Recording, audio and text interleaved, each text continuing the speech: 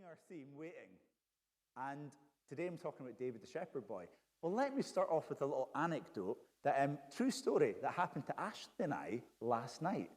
So Ashley and I, as you know, because I've mentioned it nearly every sermon I give, a DIY analogy, right? Last night, we're working at the farmhouse that we just recently bought and are converting. And I had to go upstairs to get a tool off of Ashley, because Ashley always steals my tools. And I'm like, where's my drill? Thinking, Ashley's come and pinched it again. So I'm climbing up the stairs to go and get it. I look out the window that is on the landing of the stairs, and out the window you can see a kind of like a farm track that leads down the side of the house, which meets quite a busy road. Usually there's nothing there. But I looked out the window last night, about 9, 10 o'clock at night, and I saw about 20, 25 sheep on this road, right? Genuinely. And I'm thinking, that doesn't look right. There's never usually sheep there. I said to Ashley, what's going on here? So we thought, we better go out and see. So anyway, we went out, jumped over our little wall, or through the little gate that takes you onto this farm track that leads to this really busy road. And right enough, about, how many would you say, Ash? 25? Yeah, a lot of sheep have escaped the field, the farmer's field. And they're all just moseying on down this farm track. No idea that there's a really busy road at the end of it. And I'm thinking, well, what do we do?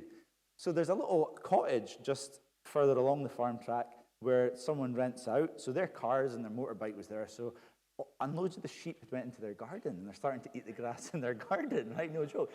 So I thought, well, maybe this is normal, because we've only recently moved in. Wasn't sure if this is just what happens on a farm. But, and it is a Saturday night, so maybe the sheep are just having their little Saturday night out. But we knocked on the door, no answer. So we're left in this predicament. Well, what do you do with 25 sheep with no real shepherding experience, right, Ash? So what we decided to do is I nipped around the back of the cottage, kind of corralled these sheep towards Ashley, and Ashley standing on the other bit of the road. And between us, it took a little while, but we've managed to get all these sheep back in. We think it was the right field. I've got no idea. They went into a field, and they seemed to know there was this little bit under the fence where they could get in. So I'm assuming that's where they got out.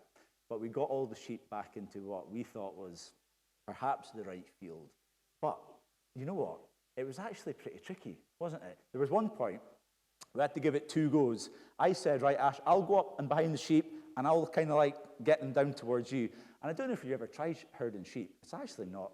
Well, it is a little bit tricky, but once you go there, they get really frightened of you, so they just start running like headless chickens. And Ashley was there, and instead of going the way we wanted them to, they all went towards Ashley, and then they went like this way. We're like, right, I have to try this one again. So second time round, we managed it, didn't we? And we got all the sheep back into their field. Funny story, but here's the thing. The good news is we're learning about David, the shepherd, but thankfully it's not my shepherding skills we're learning about today.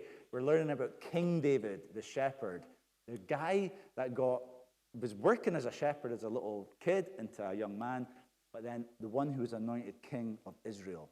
And today we're continuing this theme that we're really looking into, this season of waiting that the Lord's leading us into as a church. And you'll remember already, we've learned about waiting on a promise, thinking about Abraham and Sarah, thinking about how they waited on a promise from the Lord and what that was like.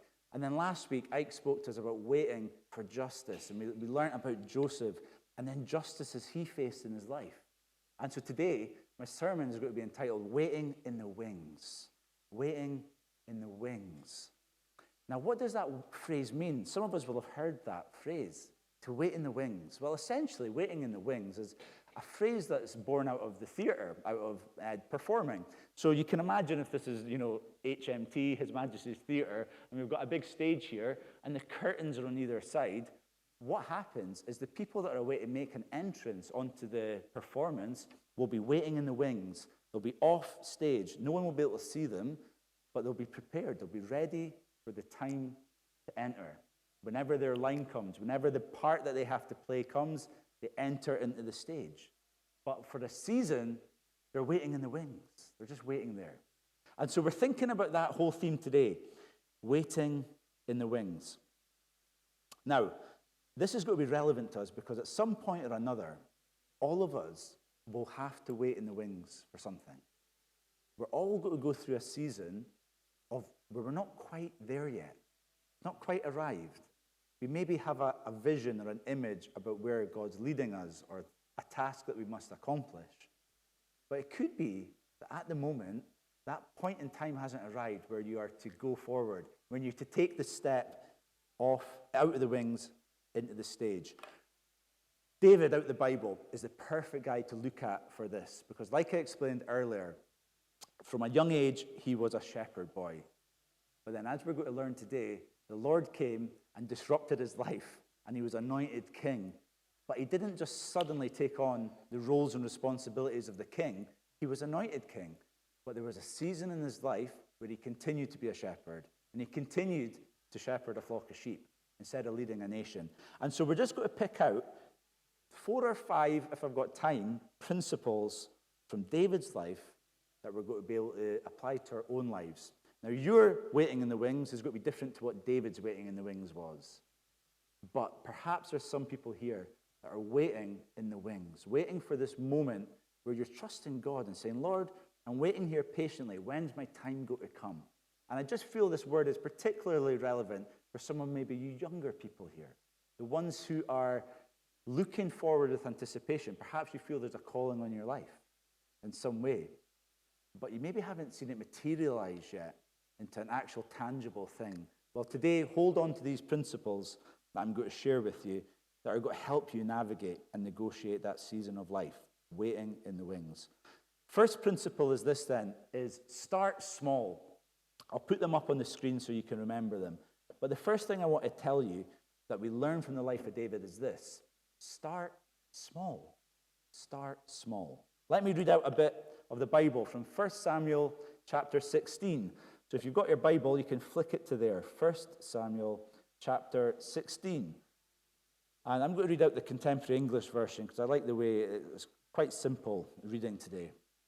But it says this. So essentially the context is that Israel have had a king, Saul. Things have went pretty south with Saul. And it's came to the point where basically the Lord, isn't happy with Saul being the king. And he's got to choose a new king in his place. This is what it says. Starting off, 1 Samuel 16, verse 1. One day he said, this is God speaking, Samuel, I've rejected Saul and I refuse to let him be king any longer. Stop feeling sad about him. Put some olive oil in a small container and go visit a man named Jesse who lives in Bethlehem. I've chosen one of his sons to be my king. Samuel answered, if I do that, Saul will find out and have me killed. Take a calf with you, the Lord replied. Tell everyone that you've come to offer it as a sacrifice to me. Then invite Jesse to the sacrifice. When I show you which one of the sons I've chosen, pour the olive oil on his head. Samuel did what the Lord told him and went to Bethlehem. The town leaders went to meet him, but they were terribly afraid and asked, is this a friendly visit? Now, that's a good question to ask, because in the previous chapter, if you're familiar with it, Samuel has literally chopped up someone into pieces. So it's not like an out-of-context question to ask Samuel, is this a friendly visit?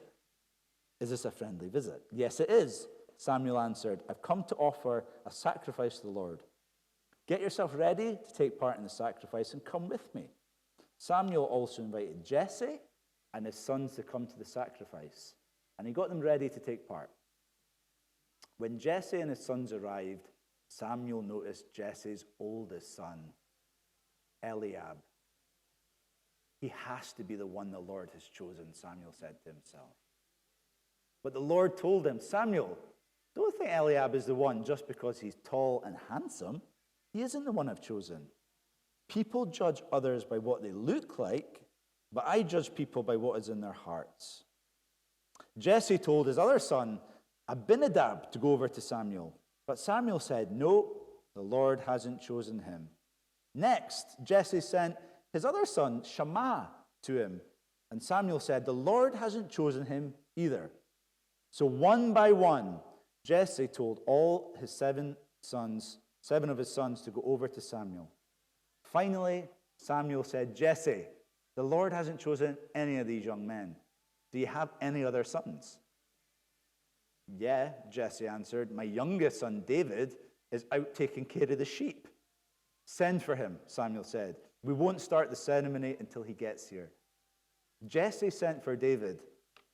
He was a healthy, good-looking boy with a sparkle in his eyes. And now I know why my mum and dad call me David. Thanks, guys. Obviously tongue-in-cheek there. So Jesse sent for David. He was a healthy, good-looking boy with a sparkle in his eyes. As soon as David came, the Lord told Samuel, he's the one. Get up, pour the olive oil on his head. Samuel poured the oil on David's head while his brothers watched. At that moment, the Spirit of the Lord took control of David and stayed with him from then on. So here we have the situation. Samuel's going to this town, Bethlehem, to anoint the new king of Israel. And God specifically said it's going to be one of Jesse's sons. So they gather together, and all his sons are there. Now you can imagine the anticipation of the moment, can't you? Thinking, well, which one is it going to be? And up strides Eliab, the big, tall, handsome, sturdy guy. And everyone's thinking, this is a foregone conclusion. Of course it's going to be him. He looks the part. He's tall. He's handsome. He's the oldest. Of course it will be him. But no, it's not him. And then one by one they come up. No, no, no. And then Samuel's scratching his head thinking, well, what's going on? Have you got any more sons? Well, yeah, we've got one more, but he's so unimportant, we didn't even invite him along to this event. He's out there feeding and looking after the sheep. David. Well, okay, bring him along. And here he comes, this little small, ruddy, handsome little fellow. He's the one. Waiting in the wings. Not even invited to take part in the play. But he's there, and God's chosen him. You know, God is a God who loves to see small things grow. He loves to plant something small, and then through his grace, his wisdom, his nurturing, he loves to see that grow and become fruitful and multiply. It's one of the ways that he works. You see it everywhere you look. Think about yourself. Now, you're sitting on that chair, and some of us are, between 4.5 foot, 6.5 foot perhaps. Quite big people, right? Did you know that your life started off as a little tiny human egg? You know how big a human egg is? I've written it down so I don't forget. It's 0.1 millimeter. So when I'm measuring up in my house doing my DIY, I usually count by the millimeter, and even my eyesight, I'm thinking, oh, well, I'll just have a little guess. It looks like 4 millimeters. Think about that little millimeter and then divide it by 10, and one of those is how big a human egg is. So no one can convince me that God doesn't like to see small things grow and multiply. That's exactly what has happened to every single one of us. All of us started off 0.1 millimeters big. Isn't that quite a thought to get around our heads? Think about an oak tree growing up into this beautiful oak that's been there for hundreds and hundreds of years, just sprawling branches, and it just looks beautiful. Starts off from a little acorn. And it's not even in the physical that we only see this, it's in the spiritual as well. Think about Jesus walking about Israel, and he picks 12 uneducated fishermen to start this movement, the church. Now, if that isn't starting small and insignificant, I don't know what is. Think about what the church has grown to today. You've got churches in practically every single country in the world. Billions of people confessing faith in Jesus. It all started off with this little seed that the Lord planted 2,000 odd years ago. So God loves to start things small, and he delights in watching them grow. So here's the thing. Before David would lead a nation, he had to lead a flock of sheep. This was his training. This was his education. This was how the Lord was developing him into the person he needed to be to lead a nation. Go and lead a flock of sheep. It's small. It's unimpressive. It's insignificant to human eyes. Even his brothers and his dad thought it was so insignificant they didn't even invite him along. But it wasn't insignificant to God. Because remember the verse, God doesn't look at the outside things. He looks at the inner things. He looks at the heart of a matter. So this is why the Lord picked him, because he was God's chosen person. And he put him into the place of being a shepherd, because to shepherd a nation, he first needed to learn how to shepherd a flock of sheep. Zechariah 4, it says this, do not despise these small beginnings, for the Lord rejoices to see the work begin. And in Luke 16, it says this, one who is faithful in a very little is also faithful in much, and one who is dishonest in a very little is also dishonest in much. So we've got this principle. Something small grows into something big when we feed it properly, when we nurture it properly, when we allow it to blossom. What did starting small look like for me? Let me tell you. Now, you must be wondering, what on earth is this contraption that David's got on the table today? Is it some kind of nuclear bomb from the 1950s? Is it the Chancellor's briefcase from 100 years ago? What on earth is it? I want to tell you what my role as a pastor of this church, how it started. It started small and insignificant, a bit like David. So, this thing, I'm going to show you what it is. Now, I have no idea why it's got a plug like that on it, right? Right, so who knows? Maybe this was in case, I don't know. A tape recorder, right. So, let me open this up and show you what it is. Now, believe it or not, people think podcasts are something new. They think, podcasts are something in the last 5 years, 10 years, they've exploded.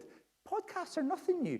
Our church has been doing, this very church has been doing podcasts, probably going back to the 60s and 70s. When Samuel was the pastor here, you were probably recording your sermons. Were you on tape?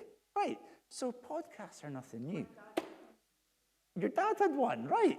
So, for everyone under the age of, I don't know, I'm going to say 30, which might be a bit generous, you're probably looking at these things thinking, what on earth are they? Like, what on earth is this? Believe it or not, a long, long time ago, we didn't have digital recordings. You couldn't just look up Spotify and think, what was the Silver City sermon this week? Oh, there it is on YouTube, and listen to it. What had to happen was the recording was recorded onto a little tape here, a physical tape, and then after the service, if anyone wanted a copy of the recording, they would come up. Our church faced the other way then. So the stage was up here, and it faced this way. And in this back corner, there was a little table set up with the sound equipment, and this thing was hooked up to it. You would come up and you'd say, really enjoyed that sermon, I'd like a copy of it. Well, what we used to do is we used to chuck the original master copy into here, and then we would put up to 3 copies. We could record 3 copies at a time, guys. 3 copies. So if there was 4 people, it was a bit of a pain because they had to wait. So you would put your 3 blank tapes in here, and then you would click this button, and it would go and over. I can't remember how long it took, but it was a while. And it would copy this whole tape onto 3 copies, right? And you would give the person your copy. I don't know how much they used to give you, 50p or something for a recording. And that was it. That's how we used to do it. Now, the reason I'm showing you this is because this is how I really started ministry in the church. We're thinking about starting small. Well, this is one of the first jobs I can remember doing in this church. I would sit over in this corner with my chum Danny McKibben, Samuel's grandson, who's now over in Australia, serving in a church as well. And we would sit there, probably do a bad job of doing the sound, and then after the service, we'd probably do a fairly bad job of giving people their tapes. But this is how your pastor of this church started in ministry. Started small, insignificant. Not even that important, is it really? But I'm showing you this because there's an important principle here that we need to capture as well for the young people that are under our care, is that this morning Jesse was over there helping Kenny doing the sound. Now he's in there with Ali now, but he was serving on the booth at the back. It's so easy for us to gloss over and just think, that's, it's not that important. These types of things are crucial because who knows what Jesse's future is? Who knows what God's got in store for him? Could be that he's going to be called as a pastor. Could be that he's going to be called as an apostle, a prophet, an evangelist, a teacher. I don't know. Could be that he's got something in the business world too, the sporting world. I don't know what the future holds. But I know from my personal experience is that God uses the small, seemingly insignificant things as a starting point for something growing from it. So when you're thinking about your own life, maybe there's something that God's calling you into that doesn't look that impressive, doesn't look that important in human terms. A bit like this doesn't look that important or impressive. But God, if you humble yourself and start small, like David did with a flock of sheep, he's going to lead you on that journey. And it could be that he's called you into something phenomenal, something massive, but it starts small. So there you go. Now, the good news is that today's sermon, Kenny, will be available on YouTube, right? So we won't have to get this back up and running, I don't think. We'll see. I'll leave it there, look, and if anyone wants to come and have a little look at it after, it's like a museum relic, isn't it now? Okay, so let's be content with starting small. Second principle I just want to drop in with you is this: serve well. So start small and serve well. Here's the second thing. As we're waiting in the wings, as you're in that place of not quite yet, as you're waiting to make your entrance, but you haven't been called upon yet, what do you do? Serve well. Let me read out a little bit from the next chapter. This is 1 Samuel 17. And it says this, picking it up from verse 12. It says, David's father Jesse was an old man who belonged to the Ephrath clan and lived in Bethlehem in Judah. Jesse had 8 sons. The oldest was Eliab. The next was Abinadab, and Shammah was the third. The 3 of them had gone off to fight in Saul's army. So David was Jesse's youngest son. He took care of his father's sheep. He was still taking care of his father's sheep. And he went back and forth between Bethlehem and Saul's camp. Goliath came out and gave his challenge every morning. This is verse 16 now. And every evening for 40 days. One day Jesse told David, hurry, take this sack of roasted grain, these 10 loaves of bread to your brothers at the army camp. And here are 10 large chunks of cheese to take to their commanding officer. Find out how your brothers are doing and bring back something that shows that they're all right. They're with Saul's army fighting the Philistines in Elah Valley. Now this is the verse that I want us to capture. Verse 20. David obeyed his father. He got up early the next morning and left someone else in charge of the sheep. Then he loaded the supplies and started off. So the man who would be king, one of the first jobs that he gets tasked with in the Bible is taking a packed lunch to his brothers. Not very glamorous, is it? Go and take some bread and some cheese along and just skedaddle along to your brothers in the front line. The man who would be king. But the principle is this: serve well. I'm so impressed with what I read from David's response, verse 20. Listen to this. He obeyed his father. So he said, yep, I'm up for this, I'll do it, no problem. And secondly, this is also very impressive for a young man, he got up early. Now, we've all probably been young men, all the blokes here at some point. I mean, sometimes it's not easy to get up early for anything, is it? He got up early. He was disciplined enough to obey his dad, and then he saw it through. He gave his word, yep, I'll do it. And then he got up early and he left someone else in charge of the sheep. He was organized enough to plan it out, to leave someone else in charge of the sheep, because he knew that if he just abandoned his post with the sheep would be gone for. So he needed to know to obey his father, get up early, and look after the sheep. He loaded his supplies and started off. David's response is first class. It's first class. And we're thinking about this principle, serve well. And it's so important that when we're in that place of waiting in the wings, when your moment in the spotlight perhaps hasn't came, that you still have the discipline and character to serve well. When no one else is looking, when no one else cares how you do your job, do it well. Serve well. Contrast it to Joseph a little bit earlier that we read about last week. You remember when Joseph was given this, was basically selected to be, the one, the favorite son. It kind of led down a path where he really ostracized his brothers, and he ended up in the pit, getting sold off into slavery. Now, it wouldn't all have been Joseph's fault, but I would like to suggest perhaps there was something in the way Joseph responded in that moment that really didn't win people to him, didn't make him someone that they wanted to really hang out with. You couldn't contrast it any further with David then. He's been anointed king. You're going to be the king. Your other brothers aren't. But the first job you need to do is go and get them a packed lunch and a sandwich. Well, I would have the temptation to be like, oh, hold on a second. Who am I to take a packed lunch to them? I'm the one that's chosen king, not them. But he didn't have that response. He served well. And I want to tell you, especially if you're a younger person, you might think some of the tasks that you're even asked to do in this church, no one's maybe really watching or taking notice. I guarantee you we are. I am, certainly. Whenever I see someone serve well in this church, it stands out to me because it's not all that common when we see in society today people serving other people well. It's a really special thing.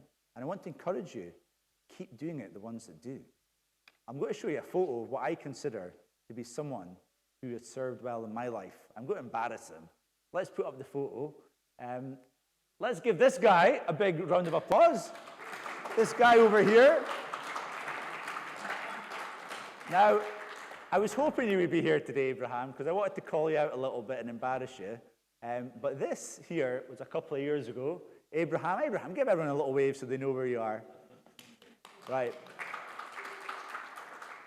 So a couple of years ago, I'm doing a job in my old house and ripping out a big rotten slate roof off the shed and putting on a new one. But one of the jobs was, once it had all came down, you can imagine the mess that was left. And I was like, oh man, I don't want to clean this all up myself. So who can I call upon to help? And Abraham was that unlucky person who got my text. Let me tell you what impressed me. And I don't know if I've ever told you this, Abraham, up till now. What impressed me so much that day was Abraham's willingness to serve. Now, if you notice, I took this photo because look at his face. Is he grumpy? Is he like, oh, David, I can't believe you've dragged me out here on my day off to pick up these broken slates. Heavy, heavy work. It wasn't an easy job. Load them into the church minibus at the time and take them to the skip. Bags and bags and bags of them. But this was his response. Look at his face. Serve well. Yeah. A picture speaks 1,000 words, they say. And this encapsulates everything I'm trying to say. What a beautiful picture of someone waiting in the wings. That isn't perhaps, I wasn't saying, Abraham, would you like to come and give the sermon on Sunday? And some people will be like, oh, well, that sounds like a good task to do. I'll come and do that. No, it was come and help me clear up slates in my back garden. And he was like, yep, I'm up for it. I'll do it. And his attitude could not have been any better that day. And I was only able to reward him with a Subway sandwich at lunchtime. But I want you to know, Abraham, that attitude that you had that day was beautiful. Not just for me, but for the Lord. And it's a good example for anyone young and anyone old to serve well. To serve with a smile on your face. To be doing it not just for the earthly adulation, but knowing that when we serve well, the Lord's looking at us with a lot of joy. So there we go, Abraham. Embarrassment over. But I'll let you know when my next roof is coming down, okay? We'll give you a text. Okay, third one. I'm not sure how many of these I'm going to get through. I'll maybe just get through one or two more. This is a really quick one, actually. Let me just chuck this one in. And then we'll move on. The third one is just this. Ignore the critics. Ignore the critics. So this is in chapter, I think it might be 17, as well. Picking up from verse 22. David has went there, given the packed lunch, and then Goliath came out and challenging him. And you remember, David comes up and he says, well, who's this guy calling out odds like this? Let me read out what it says.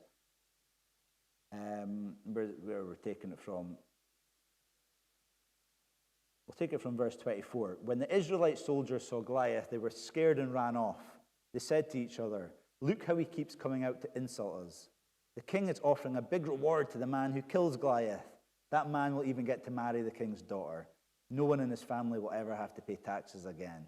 So David asked some soldiers standing nearby, what will a man get for killing this Philistine and stopping him from insulting our people? Who does that worthless Philistine think he is? He's making fun of the army of the living God. The soldiers told David what the king would give the man who killed Goliath. But David's oldest brother, Eliab, Eliab, the one that maybe people thought would be king, remember, he heard him talking with these soldiers. Eliab was angry with him and said, "What are you doing here anyway? Who's taking care of your little flock of sheep out in the desert? You spoiled brat. You came here just to watch the fighting, didn't you?" David answered, "Now what have I done? Can't I even ask a question?" Then he turned and asked another soldier the same thing he had asked others, and he got the same answer. Right, a really quick principle just to chuck in here as we're kind of coming to a close is this: don't listen to the critics. Now, what do I mean by that? I don't mean that we should never take advice, or there shouldn't be people in our lives that we know enough and trust enough to share some uncomfortable truths with us at times. That's healthy.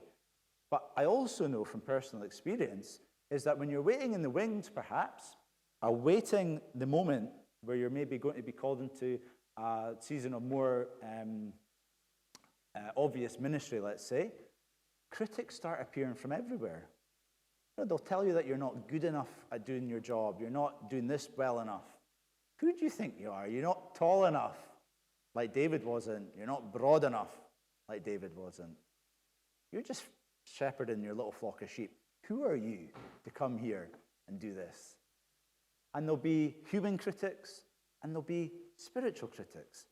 As soon as you start taking advances for God's kingdom, you'll start to feel the pushback from Satan and the enemy, 100%. Because he doesn't want your ministry to grow. He doesn't want it to develop. And so you'll start to get criticism. You'll start to get doubt, discouragement. All these things will start to flare up in your life. Well, listen to what David did. I'm quite impressed with his response. Verse 30, in my translation, it says, "Then he turned." He turned. He didn't really try and argue with Eliab. He gave him a little response back, but he didn't really try and argue his tuppence worth. He said what he needed to say, and then he turned away. I've once heard it said that criticism should be a little bit like chewing gum. You put it in your mouth, you chew it a little bit, and then you spit it out. Because some criticism, there's a little kernel of truth in there, and you can use it and get something out of it that will improve you. But if you take this unwarranted criticism on board, chew it a lot and swallow it, it can really damage you. It can really affect your confidence, can take you off track. So there's a principle here that we need to learn from David's life. Then he turned. Don't allow criticism, especially unsolicited criticism, to be a ruling factor in your life. Get people that you can trust, that will speak into your life honestly and openly, and know you well enough. That's a different thing entirely than people just sniping from the sidelines. Okay, last one is this. I'm going to roll these in together. So, trust in God, and then the fifth one is leave it with the Lord. It's basically one and the same thing, but I'll kind of condense it into one principle. So trust in God and leave it with the Lord is the last one. Here is something that David has excelled at, I think, throughout his story that we read. Now remember, we're thinking about someone waiting in the wings, waiting off stage, waiting for their moment to come. 2 weeks ago, in fact, we spoke about Abraham and Sarah. And we talked about how Abraham and Sarah had received a promise from the Lord, and they trusted in that initially, but there was a season in their life where they decided to try and put the promise into action with their own steam. And that led to basically Abraham sleeping with Hagar, the slave girl, and conceiving a child that way. They tried to short-circuit the way God was trying to bring this promise into fruition, because they couldn't believe how it could come to pass. So that was Abraham and Sarah, right? That was them basically not trusting in God and not leaving it with the Lord in that moment. They thought, we need to do this ourselves on our own steam. What we're going to see in David's story is the complete opposite to that. David, instead of short-circuiting the process, he actually takes a step back and he says, Lord, this is all up to you. I'm happy to wait in the wings for as long as you want me to. Let's pick it up then, verse 24. Chapter 24 and verse 1, I think it will be. So it says this, and this is Saul is still king of Israel, and he's fighting the Philistines, and David is in the desert, basically on the run from him. So Saul got back from fighting off the Philistines. He heard that David was in the desert. Saul led 3,000 of Israel's best soldiers out to look for David and his men. There were some sheep pens along the side of the road, and one of them was built around the entrance to a cave. Saul went into the cave to relieve himself.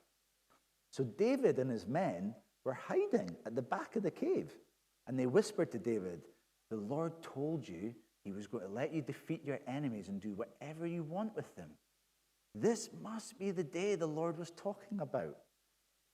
So, it looks like it is. This king who's trying to kill David, he's been delivered into his hands. He's came into the cave to do the toilet, basically, and David and all his crew are hiding there, behind the stones or whatever, and Saul's there, undefended, easy to kill him.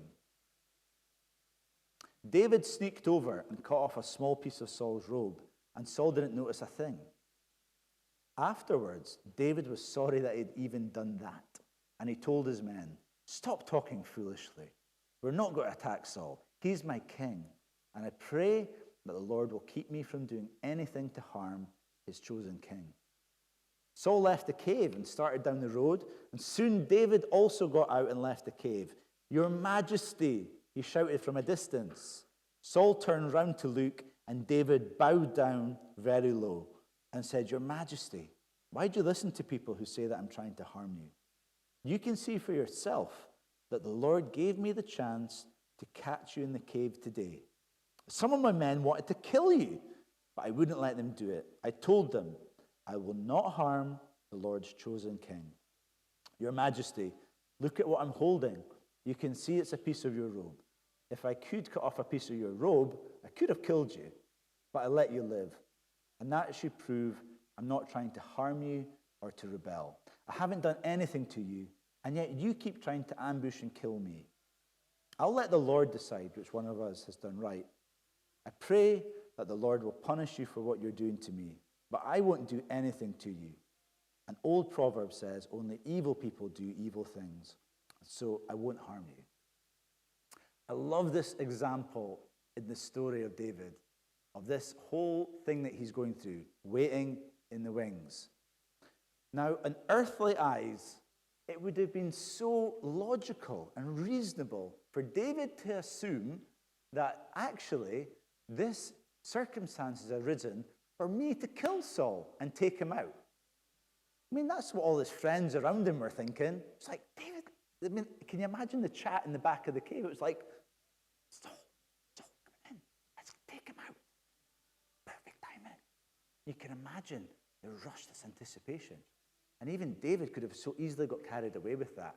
But there's something deep within David, and he realizes this, that his ministry isn't something that is birthed out of his own strength. It's not something that's birthed out of his own power. His calling is from God, and he's very happy to leave God to the timing. He doesn't try and short-circuit it, a bit like Abraham and Sarah did. He says, no, I'm not going to kill this guy because he is the Lord's anointed. I'll let the Lord decide when he wants me to make an entrance. But up until he does, I'll start small. I'll serve well. I'll leave it with the Lord. He's happy to be in that place, not trying to push himself into the limelight, not trying to force God's hand, just content to be, to wait in the wings. There's a powerful lesson in there, I think, for all of us. This is the same David who, when he faced Goliath, says this, "You've come out to fight me with a sword and a spear and a dagger, but I've come out to fight you in the name of the Lord all-powerful. He is the God of Israel's army, and you've insulted him too. Today, the Lord will help me defeat you." All through the season in David's life, he recognizes that the power for his ministry is not his own. It is the Lord working through him with power. And the Lord will choose what point in time to bring him out of the wings into center of the stage. And that does happen, but not straight away. And I want to just encourage us then, just as I kind of finish. I don't know what experiences you are going through in your life at the moment. Could be some people here that feel like they're waiting in the wings for something. And I don't know what that could be. Could be something at school, exam results perhaps, or it could be something at university. Could be a job offer that you just feel like is never coming. Might be a relationship situation that you just feel like never getting resolved. Could be something to do with your calling in the church perhaps. You think, Lord, feels like all I'm doing is making copies of tapes, cleaning the toilets, setting out cups of tea. Where are you in all this, Lord? You're waiting in the wings. And we all have been there. We've all been through a season where we've waited in the wings. Well, I want to encourage you, if you're in that place, follow these principles. Stay true to them and just leave it up to the Lord. You don't have to try and force your way into something. If the Lord has something for you, I believe he'll get it to come to pass in his sovereignty, the right time. Let's try and follow David's example rather than Abraham and Sarah's. Let's leave it with the Lord. You know, I'm very conscious as well that we're all waiting in the wings this side of eternity. We're never the polished article until we get to eternity. And so the Lord is going to use many circumstances in your life to develop character in you. I've once heard it said, God's ambition for your life isn't that you're happy, it's that you're holy. That's quite a powerful thing to think about. Not so much concerned about your happiness, more concerned about your holiness. And sometimes God uses seasons of waiting in the wings to develop character, to develop holiness in your life, setting you apart in ways that he would never be able to do otherwise. So I want to pray for you, for those who are in that place. Let me pray for you as we finish. Lord, I want to thank you for these principles that you've just shown to us today in your word, through this story of the shepherd boy who would go on to be perhaps the most famous king in all of history, other than your son. And we just want to thank you that for our own lives, thank you for the seasons that we've been through, all of us, where we have waited patiently, where we've just started something small, where we've served well, where we've ignored people that have tried to bring us down, and when we've ultimately just left it with you. And there's many of us here that have seen your hand in our lives working and taking us step by step forward at your timing. And so we thank you for it. We thank you for your wisdom and not our own. And Lord, I just pray for those then that find themselves in this moment, perhaps some of the younger people in this congregation, maybe people in their teens or early 20s, who mid-20s perhaps, who are just in that place where they are waiting and they're not sure what the future holds. And they've got ambitions, they've got dreams, they've got visions, and they maybe even have callings over their life. But perhaps they're just not quite sure how that's all going to come to pass. A little bit like I'd imagine what David was like, thinking, how do I go from being a shepherd to the king? Well, Lord, very simply, as we've read his story today, we've seen that one of the key things that he did was leaving it with you, allowing you to be the one that dictates his steps. And I just pray that for everyone here, they would also just have that sense of leaving it with you. And I just pray your Holy Spirit gives us a peace to do that, whatever area of life it involves. Holy Spirit, just give us your grace, your mercy, your peace, and your wisdom to know how long to wait in the wings and when to take the step forward. Bless us in the name of Jesus, I pray. Amen. Amen. Okay, great. Let's stand. We're going to end our service just by singing a final song. And, yeah. David, was that the exciting bit that everyone was waiting for when he got to... So John's asking, when did David use his sling? And I kind of glossed over that part. But you're right, it's the amazing part of David's story. And in that moment, I read out a bit that he spoke about just as he was facing Goliath. And he basically said, not my strength that's going to take you out, it's the Lord's. And that's something that we all need to hold on to today.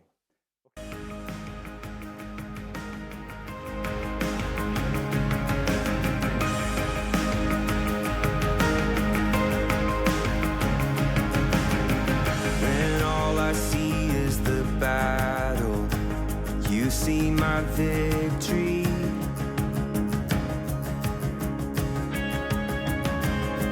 When all I see is the mountain, you see a mountain moved.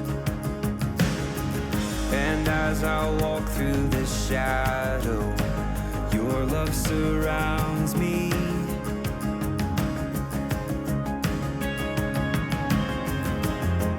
There's nothing to fear now, for I am safe with you. So when I fight, I'll fight on my knees, with my hands lifted high. Oh God, the battle belongs to you, and every fear I lay at your feet. I'll sing through the night. Oh God, the battle belongs to you.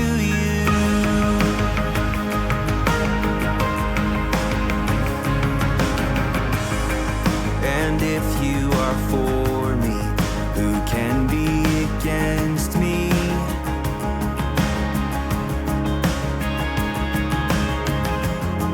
For Jesus, there's nothing impossible for you. When all I see are the ashes, you see the beauty.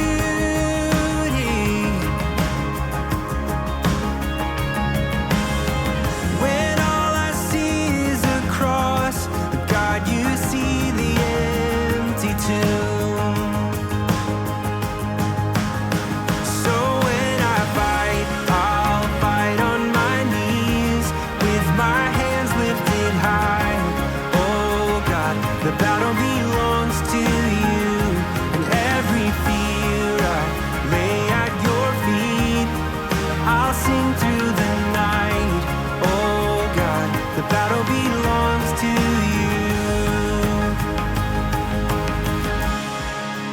Almighty fortress, you go before us.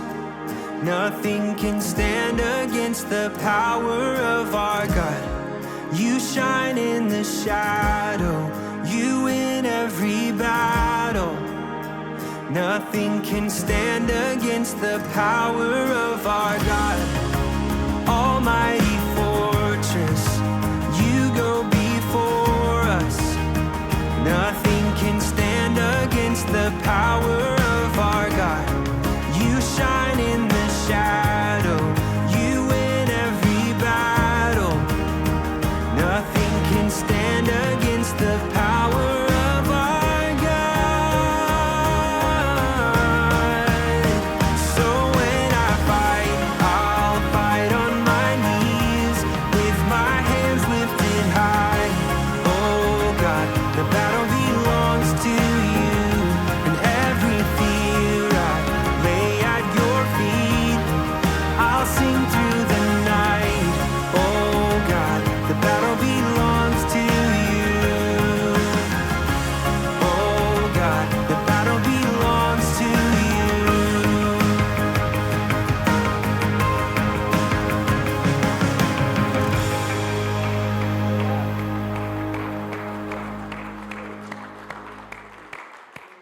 A great song just to finish with. Let's take that into our week. The battle belongs to the Lord. And when we trust in him, we see mighty, mighty things happen. Just one word, you calm the storm that surrounds me. Just one word, the darkness has to retreat.